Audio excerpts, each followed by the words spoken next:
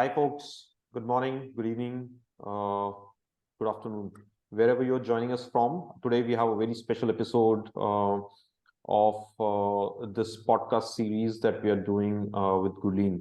Gurleen, welcome to the podcast.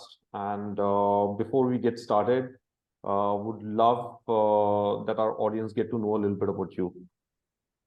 Sure. Thank you for having me, Ashish. And good morning, good afternoon, good evening to everyone, whosoever is joining us today from any part of the world. Yes, you already have my name, and I am an organizational psychologist and a culture consultant. And I run my own consulting venture by the name of That Culture Thing. Uh, and alongside, I have 12 plus years of experience in human capital consulting space. I started with my career with Metal Mercer as a psychometrician, then worked with a lot of other, HR consulting organizations. My last role was with Oppo as learning and development. And currently, like I said, I'm running my own venture by That Culture Thing, where basically I help organizations build irresistible cultures. So everything to do with, training, OD, change management, culture consulting is what I do. Awesome. Thanks, Gurleen. Thanks for that lovely introduction and joining us today. I know we have been talking a lot to each other about different topics, and there's a lot of commonalities in our thoughts and ideas that we keep on sharing. So it's great that our audience gets to learn a little bit, from your ideas and your thoughts. And I would love to have this engaging exchange with you today. So, folks, the topic for us today that we are, discussing is constructive feedback. A very important topic, but more importantly, what we're going to discuss about constructive feedback today is how to give feedback aimed at improving performance, which becomes a really critical point for any manager who's running a team and focused on creating a high-performing unit. So I'm not gonna wait a lot, and I'm gonna jump straight into it. Gurleen, I have tons of questions, and I'm sure you would have tons of questions for me as well. So I'm just gonna start by shooting a question right to you. What do you believe is actually the fundamental purpose of giving feedback in a professional setting? Just to get the basics straight first. Interesting question to start with. I mean, it's quite a reflective question if you ask yourself also that what is the purpose of giving feedback. I think you will get the answer, and everybody will. I'm assuming everybody will align to the same thought that the purpose of the feedback is, one, to achieve the goal of the organization or of the team, right? Second is you are also handling people's careers, right? So how do you kind of build a career path for a person? So if a person is at a junior position, and I'm assuming that person wants to grow to a middle level, and then from a middle level to a senior level, and then to the leadership role. So it is a career progression. So I think feedback is a mechanism to, one, help achieve organization goals. Second is also help individuals, build their careers in an organization, not just in an organization, but in general, build their careers. And that is the purpose of feedback. And I'm curious to know that anything that you want to add to the list. And I think these are, I mean, most likely these will be the broad areas where feedback is helpful. Anything that you probably want to add? I think you've captured it perfectly, right? So the core purpose is to helping an individual grow, right? Improve from what they are today to a better professional tomorrow. So I think that's primarily what the core purpose of feedback is. And I'm also, while you were talking, I'm also like this question is coming to my mind, that I'm curious to know that why do people miss the purpose? Anything you want to add here? Very important point. So You for us would to have seen discuss that, about right? it, why do people miss it? Yeah. They do very clearly, right? And working with organizations, you would have seen it often, and I have seen it. I've seen it often as well. That typically the core purpose behind this feedback exchange gets totally missed, right? Why? In my opinion, this is what I have observed, and I would love to know your thoughts as well. Is that most managers or most organizations, they get stuck in a process. right? Where giving feedback kind of becomes a checklist exercise, which typically gets taken care of at the appraisal time. Since appraisal is coming, we need to give feedback to be able to align the numbers with the feedback, right? And that is where the entire essence of constructive feedback gets missed, right? Even if it is not done at an appraisal time, it is typically linked with some or the other process, right? And hence managers try to go through that process in a checklist manner instead of trying to look at the holistic growth of their team, right? This is what I have observed. Would love to know your thoughts that why do companies end up missing this core purpose? Yeah. So I think like you rightly pointed out, following a checklist, and this reminds me of so many managers that I've encountered and I've also coached along all these years. A lot of, and I'm not saying that it's intentional, but it so happens that, you probably want to only give critical feedback or just feedback towards the end of the year when it is appraisal cycle coming in, following the checklist. And that is the time when you tell the employee that 180 days ago you did that particular thing and that Nobody did not remembers. go well, and the project kind of tanked and all of that. So what really happens, you get into the shitty details, and nobody remembers those details, and then all of a sudden your defenses are really high. The manager would also be defensive. The person you're giving feedback to will also be defensive, and that is where manager has actually failed. If an employee is surprised to get a feedback towards the end of the year, that means manager has failed. It's very psychological as well, no, Gurleen, that when you're giving feedback linked with appraisals, people think that, hey, if I'm getting critical feedback, that means my increment is getting tanked. Hence, I have to be defensive. I have to basically fight for a higher increment because inherently you're linking the two, which shouldn't be linked either way. Yeah, absolutely. And also I see it in two different forms. One is how purpose gets missed as a receiver of the feedback, and how purpose gets missed as a giver of the feedback. So when it comes to giver, there are two polar opposite styles that I've seen. Either the manager is being overly nice, being extra nice, that hey, I don't want to hurt the person, I don't want to offend the person. How do I give critical feedback? How do I give negative feedback? And on the opposite side, there is this jerk mentality and being very offensive, demeaning, mean. So finding a balance is critical. Don't be overly nice, but don't be overly shrewd either, because that is not helpful. Both are not helpful. Absolutely. Cool. Yeah. Let's dive deeper into one of the specific questions I had is what is one framework or technique that you would give to our audience today that they can use to give constructive feedback to the teams? Okay. So there are many techniques, that people can follow. I personally highly recommend the STAR feedback methodology. One, because it is very easy. It's very specific. And I have also seen a lot of organizations follow this model quite regularly in their organizations. So STAR is nothing, but it stands for situation, task. A is for action and R is for result. So let me use an example to share more on it. Let's say there is an employee named Sachin, and he's an operations manager or takes care of the operations in the organization. So one day, let's say the internet kind of went off for say half an hour, and because of that internet lag, a lot of there was a hit at the productivity. People were not able to do sales calls, etc., etc.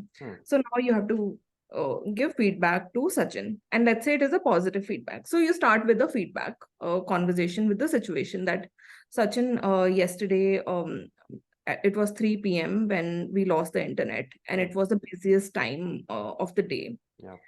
So that was the situation.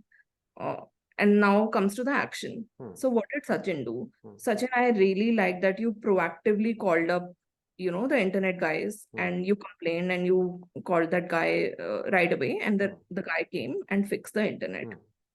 What was the result? The result was that within 10 minutes, we were up and running with the internet, and we were able to carry business as usual. Yeah. Good job, Sachin. Keep it up. Yeah, so this is how you use the star feedback. Now Right. you add a little bit of criticality into it. Let's say the feedback that you want to give is not positive. Or let's say Sachin did not pay attention. Sachin was not proactive about it. He kept working. He did not care about the Yeah. internet at all. It was 3 hours and people were, just there and they were complaining, but Sachin did not take any actions at all. So S remains the same. Action changes. That Sachin, did you realize that we lost 3 hours, and because of those 3 hours, the result was that we were not able to convert so and so sales, and we also lost a lot of productive hours. Right. Yeah. So what is alternate action? Alternate action is maybe you can be a little more proactive when something like this happens. When people are complaining, maybe you can prioritize a little better, and that becomes your urgent and important task in that moment. What will be the alternate result of it? That if we are more proactive, then we will be able to kind of carry on business as usual in a better way. So this makes it very specific. You're not even attacking the person. You're also helping the person deal with such situations better in the future. So I think star feedback kind of encapsulates Love it. all of these segments. Love it. So a follow-up question from me to you, Gurleen. So I think the framework and methodology works perfectly, right? Because it encapsulates behaviors, it encapsulates the impact, it encapsulates, what to talk about. But the core question remains, when do you give this feedback, right? Should you give it right away? Should you wait a while? Should you wait for the next one-on-one catch-up, or maybe the next, feedback cycle to kick in? This is typically the question that people have in their mind, that, hey, what is the right time for me to give feedback to my team members? Yeah. So I think everyone would agree that almost immediately, but I also understand that there will be nuances, because a lot of times you don't want to give a premature feedback to someone, and you do want to do your observations. You want to assess someone for a slightly longer period of time in order to, because you also have to identify a pattern, right? So without getting into too much details, one is, of course, almost immediately. So when something like that happens, anything kind of slips, that is the time when you can give feedback to that person. Let's use a very, very simple analogy. Let's say that you see someone crossing the road, and there is a fast moving vehicle coming from the opposite end, and the person does not notice it. You are not going to wait that, okay, the person gets hit by the car, wo girega, and then I will go and tell them, hey, there was a car coming. You immediately would warn that person that, hey, there is a car coming towards you. Right? Similarly, the same thing happens in an organization setting when something is slipping, and when you are seeing that, okay, the person is the person is slipping there a little bit. That's when you go and give the feedback very candidly in that moment, so that you can co-create solutions there and then, rather than waiting. Totally makes sense. I think the more immediate and recent it is, the more impactful it is, because it's fresh, right? Yes. However, one thing I've noticed typically is that, especially when it comes to, when the feedback is a little negative, right? There are situations where emotions are running high, right? Because some mistakes have happened or some things have happened. And typically in those situations, what happens is that the human being that you're trying to give feedback to is not in the right state of mind to be able to receive feedback and understand, what you're talking, about. In my, experience, what I've seen is, in those situations, you have to realize when that happens. You have to probably give some time to that individual to cool off, right? Now, that could be 1 hour, that could be one day, that could be a couple of days. It could be a situation where that individual is going through something personal, for that to settle down, for the person to be able to understand and well receive that feedback as well, right? Because if you're giving a feedback to somebody in that space of mind where they're hot in the head, they're never going to receive the feedback in a proper manner, isn't it? Absolutely. And in fact, this reminds me of a TED talk that I watched some time ago by Simon Sinek. He said that when when an employee or a team member is an emotional state, don't talk logic to them. Yeah. You Correct. know, And so feedback, you're trying to talk logic, right? So it never exactly, works. exactly. So that when the person is very emotional, you talk emotional language. Correct. You know, you validate that person. Correct. Correct. Wait for that person to come back to their normal logical plus Right. emotional self, Right. the right balance, and Right. that's when you talk That's logic. when you talk logic. Yeah. And So that's when the emotions feedback, go together, logic correct. go together, and Correct. never the opposite. Yeah. Otherwise, there'll always be conflict. Right. Right. Yeah, it's like saying, right, I come to you and I share a very personal story with you, and then you start to give me solutions. I will not feel I know. validated at all. I know. I know. I know. You know, So so I came to you to share, but you're giving me solutions. But sometimes we do get into that solutioning mindset, and that's where you can see that the person takes a back step a little bit. absolutely. Yeah. Any strategies that you probably have wherein you give constructive feedback in a way that is not demotivating and it is actually helpful? Anything that you want to Very add? important question. Very important question. I think primarily, see, I'll share my experiences of what I have always tried to do, right? I followed two principles when I try to give feedback to anybody who's working with me. The first principle is that am I giving feedback that is helping the person to improve and grow from the point they are today, right? Either build on strengths or understand their weak spots and improve on those weak spots. So for me, the feedback has to be growth oriented in a way, Right. right? So that's the first principle that I follow. The second principle I follow is having a lot of care, not only in terms of how I speak or what I say to them, but having genuine care that hey, I'm coming from a point that I actually care for your well-being and care for your professional growth, and Yeah. hence I'm giving you this feedback, and this is why I think this feedback is going to help you in your professional growth, right? Yeah. Yeah. These are the two principles that I try to use to be able to make sure that even if I'm giving some negative or improving feedback, it is not taken in a negative sense, but rather linked to the person's growth, either in my team or somebody else's team, right? And Right. secondly, hence it also prevents it from being demotivating, because I'm not trying to demean anybody. I'm doing is trying to provide some constructive steps that they can do differently, in the future, to be able to when they find themselves in the same situation, they do it better, right? Right. Right. So these are two basic principles how I give my feedback primarily. And one thing I want to add here is also the point about humility. Because Yeah, when you get into a conversation like this, you only know 50% of the true, story. true, You know, so your truth as a manager, your truth can be different correct, from the person you are speaking with. correct, That person's version might be different. correct. So whenever you get into a conversation, don't say that you have always been doing this. Yeah. You know, start with I have observed, Yeah. you know, in my opinion, Yes, I this is feel. what I've seen I from feel, the yeah, past. correct. Correct me if Yeah, I'm wrong. yeah, Do yeah. you also feel the same way? Absolutely. So here you are coming from the You're validating your opinions with the other person as well. That hey, maybe your understanding isn't correct, and you're giving the other person a chance to be able to exactly, validate or invalidate whatever your thought process or opinion is, isn't it? exactly. Because feedback is not a one-person Yeah, conversation. It is yeah, a dialogue between two people.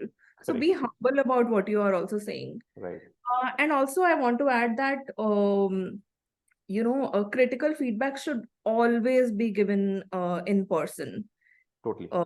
And in private and not in front of Yep. everybody. So there Yeah. is a rule. I think it's a very very commonly rule that praise in public, criticize in Criticize in private. private. Yeah. Yeah, because you don't want to offend the person in front of everyone, right? True. True. And it goes to it goes for everyone. Yeah. You know, Yeah. even if it is peer-to-peer feedback or you want to give feedback to a senior person. Correct. So always have in-person conversations. Correct. And the last thing that I also want to add is don't focus on people's personalities, that you are Very so important. careless. You are always like that. Yep. Uh, you know, uh, you work in bursts of energy. You are not organized. Yeah. You know, so you're attacking the person. Yep. So always attack the problem, never the person. Yep. Yeah, so this is what I also wanted to add. No, very interesting. Yeah. So now maybe we can also talk about the trust that we always talk about. Trust, the trust is crucial between Extremely people. important. Yeah. So how important is trust in ensuring that feedback is received well? I think that is the core, principle or core foundation behind giving feedback and receiving feedback, right? If you and I are team members and we're sitting down together and, I'm trying to give you some feedback, if you don't trust that I'm coming from a place of, which is going to be beneficial to you, or I'm not coming from a place of care for you, then you're never going to trust what I say, right? You'll Yeah. always take my words as, hey, yeah, yet another piece of feedback from my manager, right? Yeah. Rather than, hey, this is important for my growth because I know that, my manager is embedded in my growth personally, right? I think that Mhm. trust factor is extremely, extremely important. And Yeah. people typically miss that because there's a lot of effort that goes into building that trust, right? Hmm. And yeah, there's another whole lot of journey that managers have to go through to Yeah. be able to build that level of trust. It doesn't come easy, and it cannot come easy, right? Especially if you're starting, managing a team for the first time, or you're managing a new team as well. You're working with people that you've never worked before. So at that particular point of time, how do you build that trust? It's the managers who have to take the first step to be able to build that trust factor with the team. Mhm. Exactly. And this is what we hear in popular culture also, right? Trust by default, but it's so It difficult to doesn't practice. exist by default. You have to Yeah, actively work on it, right? exactly. Your intentions as a manager have to be very clear. Your intentions as a team member have to be very clear for that trust to, start forming, and they have to work constructively towards building that trust Yeah. Yeah. entirely, right? And I want And to add hmm, an interesting observation here because I'm also a trainer. hmm, So I also do personality workshops. hmm, So one thing that I have realized, so this is a question that I ask in one of the dichotomies that hmm, whenever we do the personality workshop, which is between thinking and feeling hmm, dichotomy. hmm, So for thinkers, if we bring a lot of thinkers together and you pose a question that define trust. How do you define trust? hmm, So thinkers usually come up with answers like assessment. You assess whether you can trust that person. You hmm, give them a task and then you gauge hmm, whether they're walking the talk or not. hmm. So it is more like a transaction of sorts. Yeah, So if the person fails and does not follow a timeline or does not yeah, follow the expectation that was set, then you lose the trust. yeah.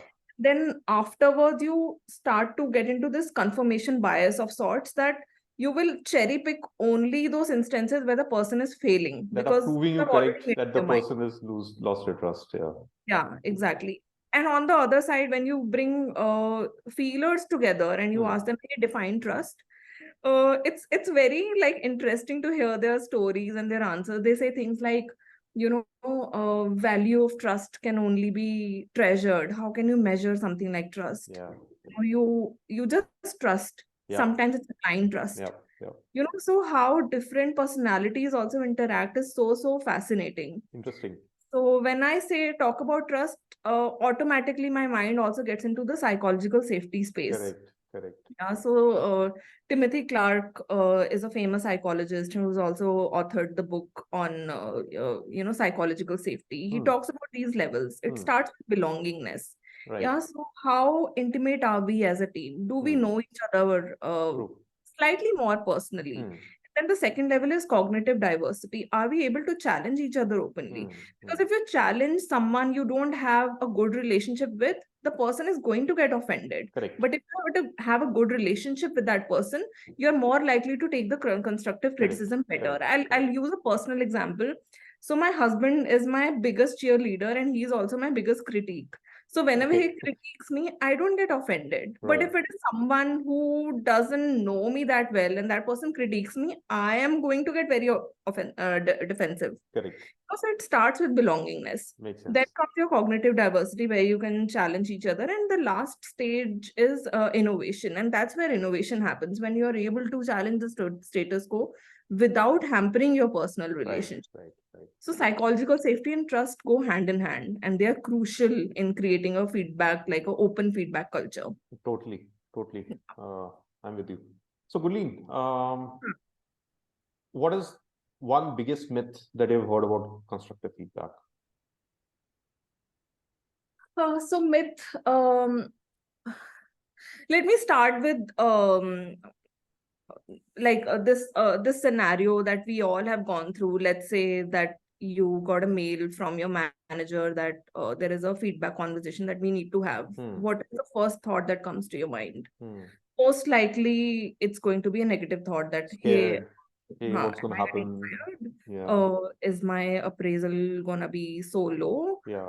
What is really happening? Am I not performing well? Because that is the first thought that will come to your mind. Correct. So I think the kind of language that we use is quite important, because feedback is feedback. So I think I would also encourage managers to actively have positive feedback conversations as well. True. And not just critical feedback conversations, because a lot of times when things are going well, we don't even talk about it. We Correct. don't talk about celebrating wins at Yep. all.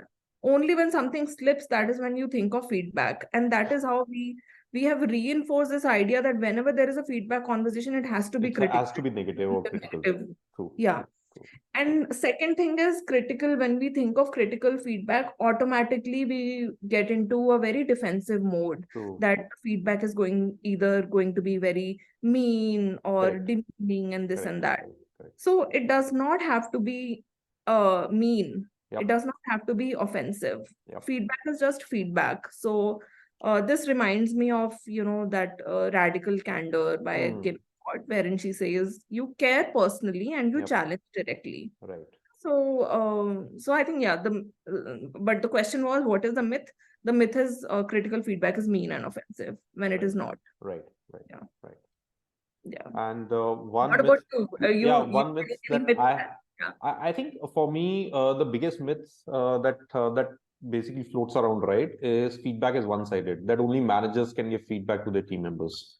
Whereas feedback is supposed to be two-sided, right? If you're a manager, that doesn't mean that your team members can't give you feedback. If you're a manager, that doesn't mean that you shouldn't invite feedback from your team members, right? I think if you're doing well as a people manager, that means that your team feels comfortable giving you feedback as well. I think that's the biggest yardstick that I would take in order to assess how good are you as a manager or as a leader, right? Are your team members able to give you feedback openly and candidly the way you are able to do that? Primarily. And that's where psychological safety comes in play. Totally. If the atmosphere is psychologically safe, people will come and share feedback with you. And also, I want to add here that because a very good point that you made about asking for feedback. Managers do not have a habit of asking for feedback. And let's say that it's not their fault, because we have been trained to give feedback and not ask. Traditional mode, right? Hey, you're a manager, you give feedback, you give task and you give feedback. Achha, whatever it is, good or bad, you give feedback. And also the kind of question that you ask. For example, if I'm a manager and if I say that, hey guys, hey team, any feedback for me? Yeah. People are gonna say no feedback, everything is fine, right? So it is also about how are you asking for feedback. So I would recommend two questions and be very specific about these questions. Don't say that any feedback for me. Say something like, what are the two things that I'm doing well and two things that I'm not doing well? Yeah. So when you are starting with a question like this, you are also letting the person one share positive side, also things that you can improve on, because now you want to hear. Correct. Yeah, it's coming from your space. Correct. You want to hear it. Correct. Second is, what is it that I can change about me that will make you work better with me? Yeah. Something like that. So when you are asking very, very specific questions, that is giving the other person message that, hey, you are okay with your vulnerabilities. Correct. And within vulnerabilities lie your strength as well. Because if I am okay with my insecurities or my vulnerabilities, that makes me even better leader. Yeah. Yeah. Correct. So I think asking very specific questions, asking for feedback, and creating a culture wherein everyone is asking for feedback rather than going and telling people what to do, what not to do. Feedback देने का culture नहीं, लेने का culture बनाना चाहिए, Right. according to me. Yeah. Cool. And there is a lot to receiving feedback, but that's not for today. And we're going to save that for the next session, Gurleen. And folks, this was all about giving feedback. But in the next session with Gurleen, we're going to talk about all about receiving feedback, both as a manager and as an individual contributor in a team. So do watch out for that. And I'm really excited about the second part as well. And I hope, Gurleen, you are as well. Yes, absolutely. I'm already forming some opinions in my mind. I think you started already today by giving some nuggets, by sharing some nuggets with our audience. So glad that you're already thinking about it. So hang on to that, and till the time we come back next time and share that with the audience. So folks, thank you so much, and thank you for joining in. So that's a wrap for today. In the meantime, if you want to assess yourself in terms of how good or bad are you in terms of giving constructive feedback, we have a free assessment on Risely where you can assess your constructive feedback skills. So go to the website and check out that free assessment, and just become more self-aware about it. All right, folks. Thank you and take care. Bye-bye. Thank you. Bye.